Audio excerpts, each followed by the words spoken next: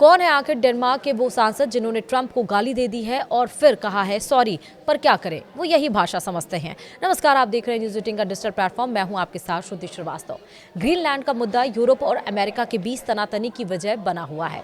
वैसे तो Donald Trump ने ग्रीनलैंड को हर हाल में पाने की कसम खा ली है, लेकिन डेनमार्क भी अड़ा हुआ है कि उसे लड़ना पड़ा तो लड़ेंगे, लेकिन ग्रीनलैंड को नहीं छोड़ेंगे। इसी बीच डेनमार्क के एक सांसद ने संसद में बोलते हुए डोनाल्ड ट्रंप के लिए उस भाषा का इस्तेमाल किया जो आमतौर पर नेता नहीं करते हैं।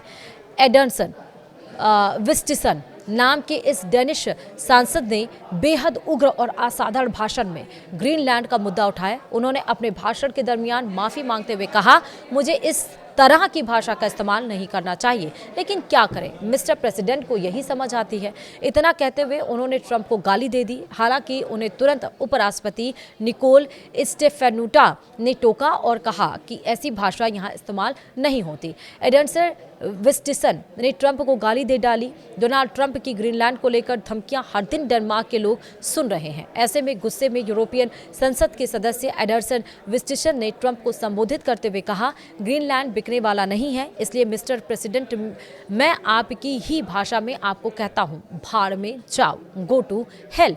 38 साल के विस्टिसन ने ट्रंप के आर्कटिक इलाके को हासिल करने की कोशिशों को लेकर केंद्रित सत्र में भाषण दे रहे थे। उन्होंने कहा कि 800 सालों से ग्रीनलैंड डेनमार्क का हिस्सा है और यह बिकाऊ नहीं है। अब जिसने गाली दी उसके बारे में जानिए। एडर्सन विस्टिसन कौन है? दरअसल एडर्सन विस्टिसन डेनमार्क के एक प्रमुख राजनेता और यूरोपीय संसद के सदस्य हैं। वे डैनिश पीपल्स पार्टी से जुड़े हुए हैं, जो डेनमार्क की दक्षिणपंथी और राष्ट्रवादी राजनीतिक पार्टी मानी जाती है। कम उम्र में ही राजनीति में सक्रिय हुए हैं।